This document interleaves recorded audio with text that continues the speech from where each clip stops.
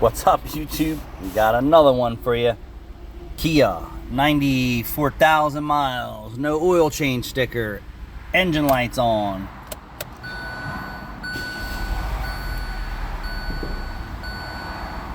Service required light is on.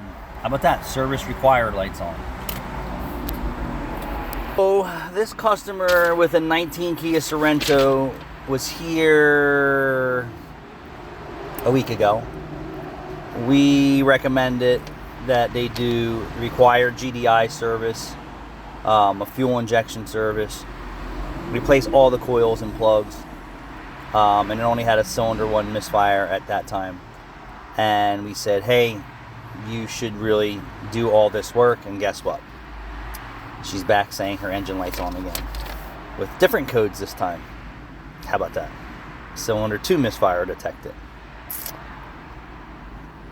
Vehicles of today's technology and poor maintenance schedules and improperly documented and written maintenance schedules from the manufacturer and the dealership technicians. Not all dealership technicians, some dealership technicians are not recommending the sooner maintenance intervals than what the book says. The book is wrong.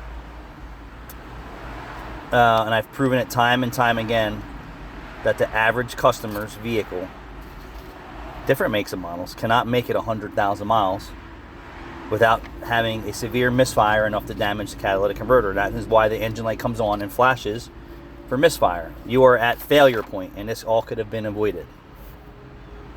So that was one this morning. I have one now in the shop. I have one in the bay next to me. It's a Ford.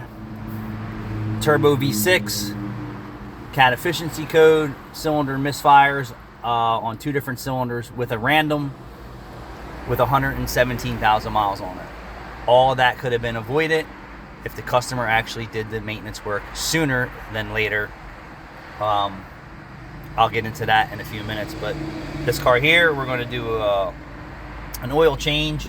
We are going to do a fuel injection service. We are going to do a induction GDI service. I don't see throttle body listed on this work order, which I guarantee that it's disgusting. And I'm going to tell you, where all these vehicles spent the most important part of their life was at the dealership.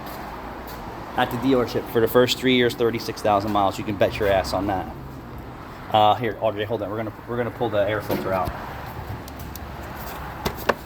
and we're just gonna see if it's clean. If it's clean, it's good.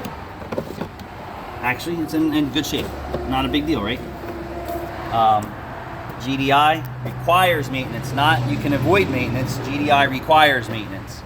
It's not something you can put off. Putting it off will cost you thousands of dollars. I want you to check the cabin air filter while it's here. All right. And I'll bring you back later. Thanks for watching.